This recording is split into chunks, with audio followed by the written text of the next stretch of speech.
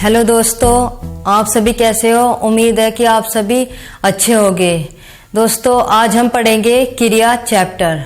यदि बात हम क्रिया की करें कि क्रिया के अंतर्गत हम क्या क्या पढ़ेंगे, तो बच्चों आज हम पढ़ेंगे क्रिया की परिभाषा, धातु किसे कहते हैं और क्रिया के भेद पढ़ेंगे और कौन से भेद के अंतर्गत कौन कौन सी क्रिया होगी, जैसे कि सकर्मक क्रिया कौन से भेद में होगी, अकर्मक किस में होगी, एक कर्मक किस में होगी और द्विकर्मक क्रिया कौन कौन सी होगी। हम उन्हें उदाहरण के साथ ही अच्छे से समझेंगे।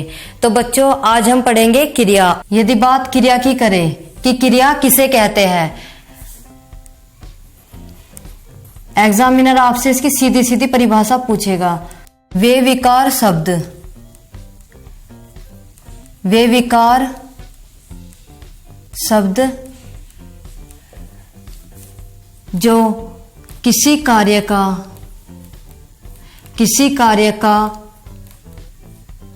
होना या करना बताए, उसे हम क्या कहेंगे, उसे क्रिया कहते हैं। जो भी आप कार्य कर रहे हो उसे क्या कहेंगे हम, क्रिया। जैसे कि चलना, फिरना, घूमना, उठना, बैठना। तो बच्चों ये सभी हमारी क्या है, क्रिया है। यदि बात हम करें धातु की कि जब क्रिया ये होता है तो फिर धातु क्या होता है, तो बच्चों अब हम कंटिन्यू करेंगे धातु को कि धातु किसे कहते हैं। यदि बात हम धातु की करें तो धातु होता है क्रिया का मूल रूप। क्रिया के मूल रूप को धातु कहते हैं। किसे कहते हैं, क्रिया के मूल रूप को धातु कहते हैं। और जबकि क्रिया किसे कहते हैं, वे विकार शब्द जो किसी क्रिया के कार्य होने या करने को बताए, उन्हें क्या कहेंगे हम, क्रिया। और जबकि क्रिया के मूल रूप को क्या कहेंगे हम, धातु। जैसे कि यदि बात मैं एग्जाम्पल लूं क्रिया का, जैसे चलना, फिरना, घूमना, दौड़ना, उठना, बैठना, ये सभी हमारी क्या है, ये सभी हमारी क्या है, क्रिया। जबकि यदि हम बात धातु के उदाहरण की करें तो वे कौन कौन से होंगे, तो वे होंगे हमारे जैसे कि चलना। चलने में से हम क्या लेंगे, जो इसमें प्रत्यय लगा हुआ है ना, उसे हटा देंगे और चल क्या होगा, हमारी मूल धातु। हम इसे दोबारा से समझेंगे। जैसे कि दौड़ना, दौड़ना क्या होगी हमारी, क्रिया। जबकि यदि हम दौड़ने में से प्रत्यय हटाए, क्या हटाएंगे, प्रत्यय क्या होता है, जो किसी भी क्रिया के लास्ट में लगे उसे क्या बोलते हैं हम, प्रत्यय। जो मूल धातु के लास्ट में लगे उन्हें बोलते हैं प्रत्यय। यदि हम इसे अलग करें, जैसे कि दौड़ प्लस ना, तो यह क्या होगा, यह होगा हमारा क्या, प्रत्यय। और दौड़ क्या होगा, हमारी धातु। और जबकि परिभाषा क्या है, क्रिया के मूल रूप को, क्रिया क्या है हमारी, दौड़ना, और ये भी क्या है हमारी पूरी दौड़ना। तो क्रिया के मूल रूप को धातु कहते हैं। इसमें जो धातु है, धातु के उदाहरण में ये तो क्लियर हो चुका कि धातु किसे कहते हैं और क्रिया किसे कहते हैं। यदि हम इस मूल धातु में प्रत्यय जोड़ ले, क्या जोड़ ले, प्रत्यय, तो तब वह क्या होगी, हमारी क्रिया। लेकिन यदि हम क्रिया में से मूल प्रत्यय को हटा दे, तब वह क्या होगी, हमारी धातु।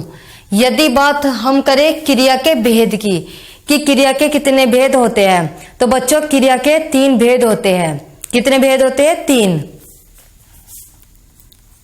यदि बात हम क्रिया के भेद की करें, क्रिया के भेद, तो वह कितने होते हैं हमारे? 3। अब वे कौन कौन से होंगे?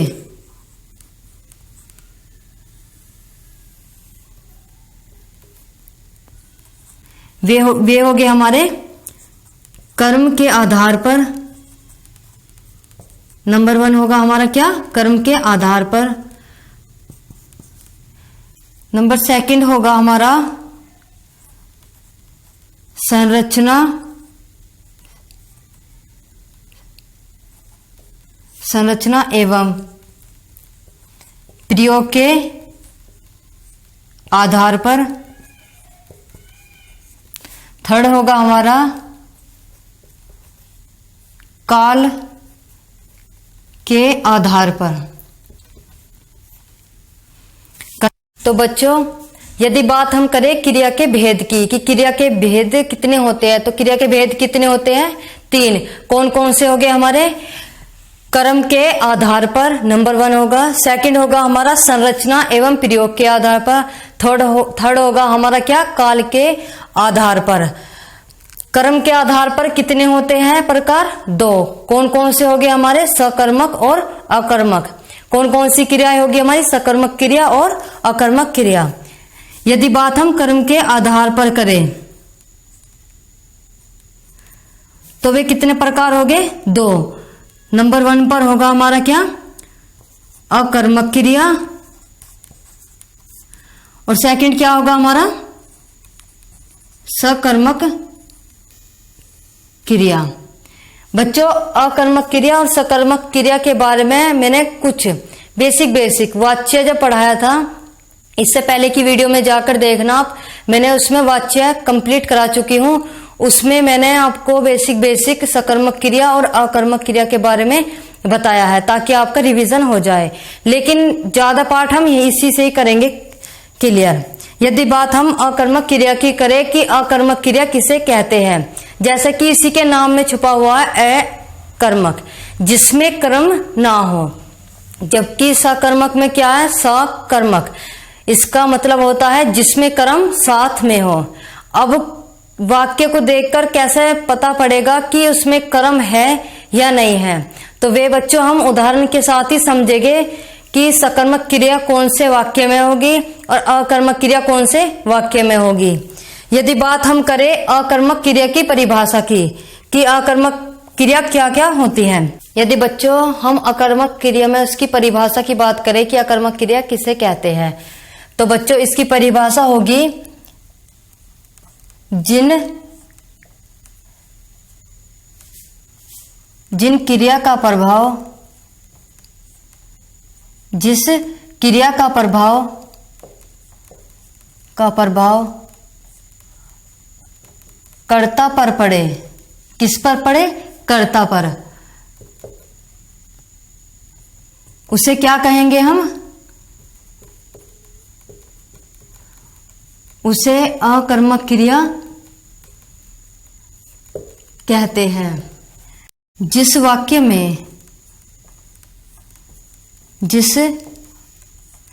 में कर्म ना हो, वह कौन सी क्रिया होगी? अकर्मक क्रिया। जिस क्रिया का प्रभाव कर्ता पर पड़े वह कौन सी क्रिया होगी? अकर्मक। लेकिन हमें साथ के साथ यह भी देखना है कि जो वाक्य दिया गया है उसमें कर्म तो नहीं है, क्योंकि क्रिया का प्रभाव कर्ता पर पड़े लेकिन उसमें वाक्य में यदि कर्म है तो वह हमारी अकर्मक क्रिया नहीं होगी। कौन सी क्रिया होगी? वह हमारी सकर्मक क्रिया। जब हम सकर्मक क्रिया को पढ़ेंगे तब उसे अच्छे से जानेंगे। लेकिन आपको इस पर ध्यान देना है कि क्रिया का प्रभाव जब कर्ता पर पड़े, किस पर पड़े? कर्ता पर, तो वह कौन सी क्रिया होगी? हमारी अकर्मक। साथ ही साथ वाक्य में क्या नहीं होना चाहिए? कर्म। जैसे हम इसके कुछ उदाहरण देखेंगे।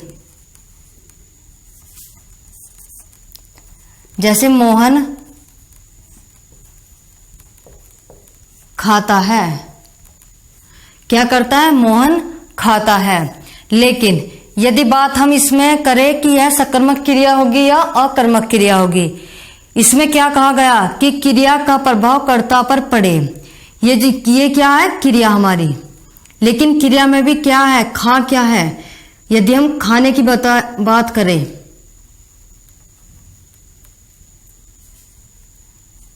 मोहन खाता है। खा क्या है हमारी? मूल धातु। कौन सी धातु? मूल धातु। और जबकि ता क्या है हमारा? प्रत्यय है। इन दोनों के जोड़ने से क्या बननी हमारी? क्रिया। लेकिन यदि बात हम करें इसमें खाने की, कि मोहन खाता है, तो यह क्या होगी हमारी? क्रिया। और मोहन क्या होगा हमारा? कर्ता। क्रिया का प्रभाव यदि कर्ता पर पड़े तो क्रिया कौन सी होगी हमारी? अकर्मक क्रिया। क्योंकि प्रभाव की कैसे पता पड़ेगी कि प्रभाव कर्ता पे पड़ रहा है या कर्म पे? तो बच्चों आप ध्यान से समझना कि खाना क्या हो गया? खाना होगी क्या? क्रिया। और उसे खा कौन रहा है? मोहन खा रहा है। तो प्रभाव भी किस पर पड़ा? मोहन पर। मोहन क्या है हमारा? कर्ता। तो जब कर्ता मिल गया हमें और क्रिया मिल गई, तो यह कौन सी क्रिया होगी हमारी? अकर्मक। इसमें आपको कर्म नहीं मिला, जो कि इसकी परिभाषा में लिखाया गया है साफ साफ कि जिसमें कर्म ना हो वह हमारी कौन सी क्रिया होगी? अकर्मक। तो इसलिए बच्चों यह क्रिया कौन सी होगी हमारी? अकर्मक क्रिया। सेकंड उदाहरण देखेंगे हम।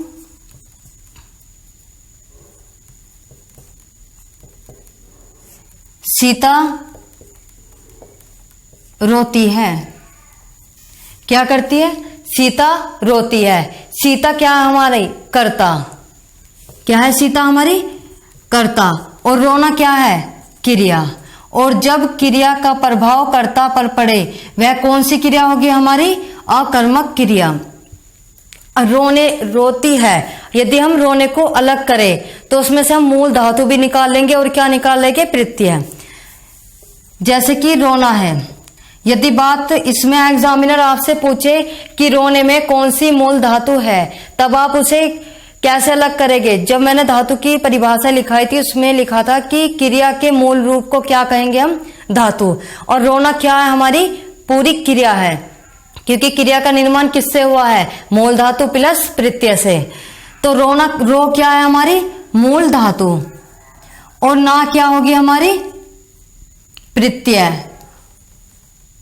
और इन दोनों के निर्माण से क्या बनी हमारी? क्रिया। यदि आपसे पूछे कि मूल धातु इनमें से कौन सी है, ऑप्शन से मिलेगा रो, सेकंड ऑप्शन होगा ना, तो तब इसका आंसर क्या होगा? रो। क्योंकि ये जो स्टार्टिंग के आपको अक्षर मिलेंगे रो, जिस आपको सिर्फ और सिर्फ प्रत्यय से अलग करना, जो भी प्रत्यय से अलग होगा वह क्या होगी हमारी? मूल धातु। अब बात करें हम इसके थर्ड उदाहरण की, अकर्मक क्रिया की।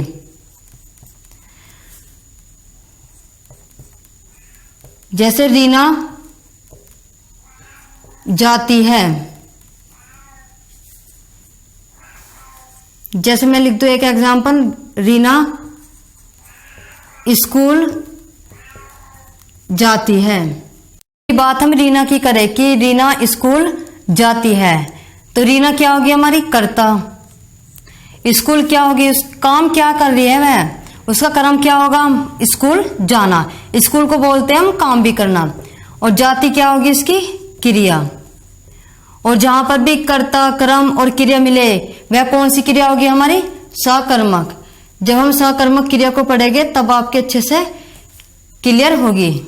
और इसमें लिखा हुआ है कि जिस वाक्य में कर्म ना हो, और इसमें तो कर्म दे रखा है, तो यह कौन सी क्रिया होगी हमारी? सकर्मक क्रिया। कर्मक क्रिया नहीं होगी। तो बच्चों ये भी आपको अच्छे समझते हुए चलना, जिसमें कर्म ना मिले वह कौन सी होगी हमारी? अकर्मक क्रिया। और जिसमें कर्म मिले और प्लस कर्ता मिले और क्रिया मिले वह कौन सी होगी हमारी? सकर्मक क्रिया। अब हम जानेंगे सकर्मक क्रिया के बारे में कि सकर्मक क्रिया किसे कहते हैं। सकर्मक क्रिया, यदि बात इसकी परिभाषा की करें, जिस क्रिया का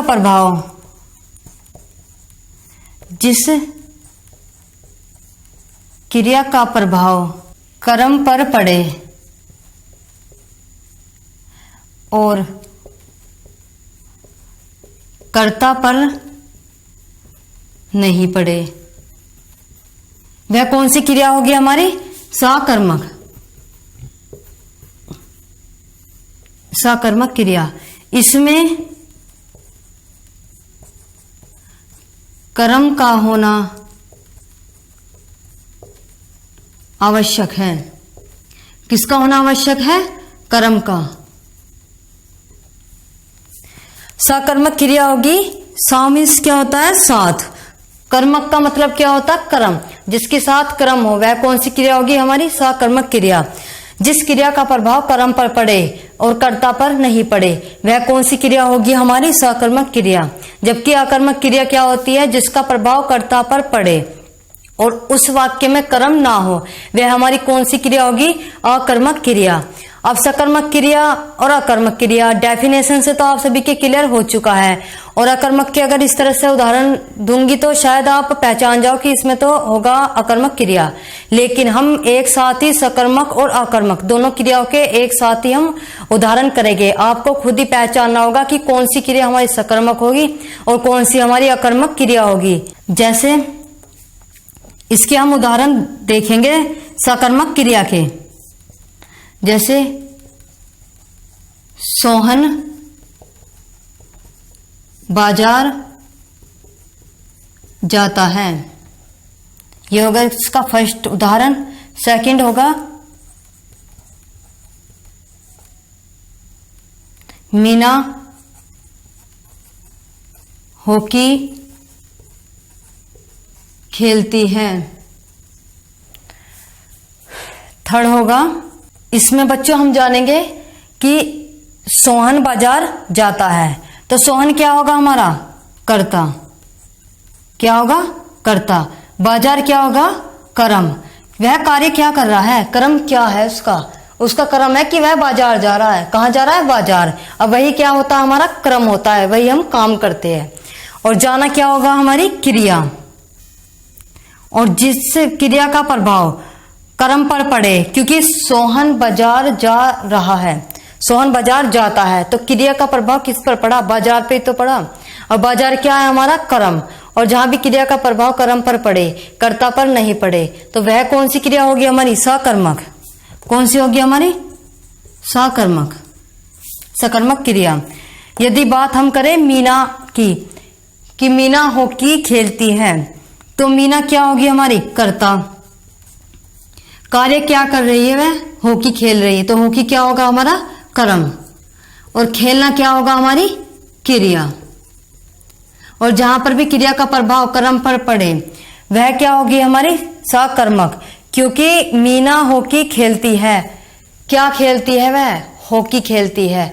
जिस भी वाक्य में आपको, जो मैं इस तरह से आपको उदाहरण लिखा रही हूं बच्चों, इसमें आपको पहचानना है कि जिस भी वाक्य में आपको क्या का आंसर मिल जाए, किसका? क्या का, यानी कि व्हाट का आंसर मिल जाए, तो वह होगी हमारी सकर्मक क्रिया। यानी कि आपको देखना है क्या,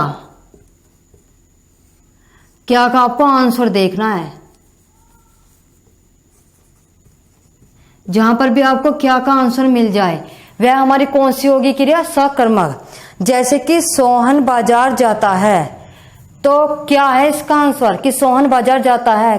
कहाँ जाता है? कहाँ जाओ या क्या करना हो, जहां पर भी आपको कारण मिल जाए वह कौन सी होगी? हमारी क्रिया सकर्मक क्रिया होगी। क्या होगा इसका एक आंसर पहचानने का? एक होगा कहाँ। कहाँ।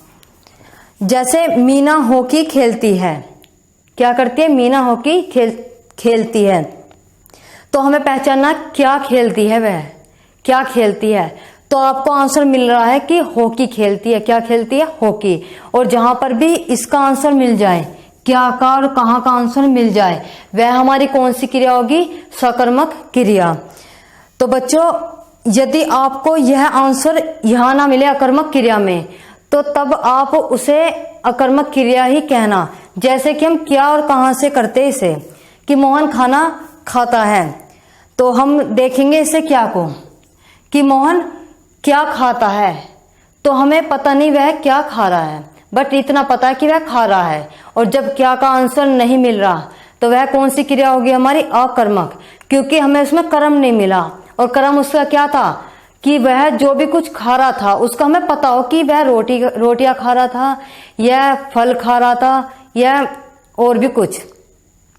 और यदि बात हो घूमने की, ये कि वह कहाँ गया था, अगर आपको पता हो प्लेस का कि वह यहाँ गया था, दिल्ली गया था, मुंबई गया था, और कहाँ का आंसर आपको मिल रहा है अकर्मक क्रिया में, तो वह कौन सी क्रिया होगी हमारी? सकर्मक क्रिया। लेकिन जैसे कि सीता रोती है, सीता क्या रोती है, तो क्या का आंसर मिला?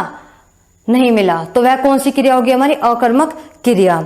रीना स्कूल जाती है, रीना स्कूल जाती है, तो इसमें क्या लगा देंगे हम? कहाँ। रीना कहाँ जाती है, उसमें आपको यह देखना है, इसी को समझते हुए चलेंगे हम। रीना स्कूल जाती है, इसे हम लेंगे कहाँ से? किससे लेंगे? कहाँ से? रीना मिल गई हमें कर्ता, कर्ता, और क्रिया मिल गई।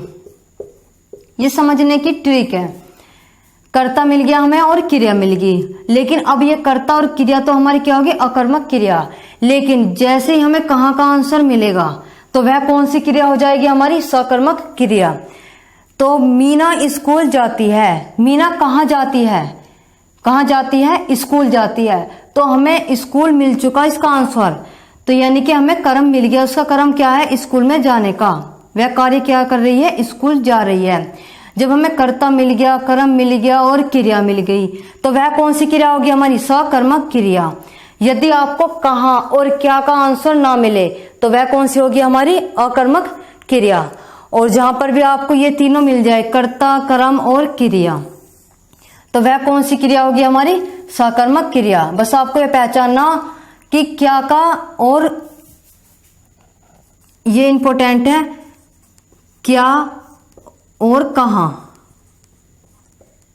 कहां, इसे ही याद रखना। ये आपको वाक्य में अप्लाई करना पड़ेगा कि क्या से वह कर्म निकलकर आ रहा है या कहां से निकलकर आ रहा है। यदि आपको इन दोनों से आंसर मिलता है तो वह आपकी कौन सी होगी? सकर्मक क्रिया। नहीं मिलता है तो कौन सी होगी? अकर्मक क्रिया। तो बच्चों ये अच्छे से याद करना कि क्या और कहां का कर्म आपको निकाल कर रखना वाक्य में से। तो बच्चों अब हम करेंगे मिक्स क्वेश्चन। कौन से क्वेश्चन? अकर्मक और सकर्मक क्रिया दोनों के ही हम एक साथ ही क्वेश्चन करेंगे, उदाहरण करेंगे। आपको पहचानना होगा कि कौन सा अकर्मक होगा और कौन सा सकर्मक।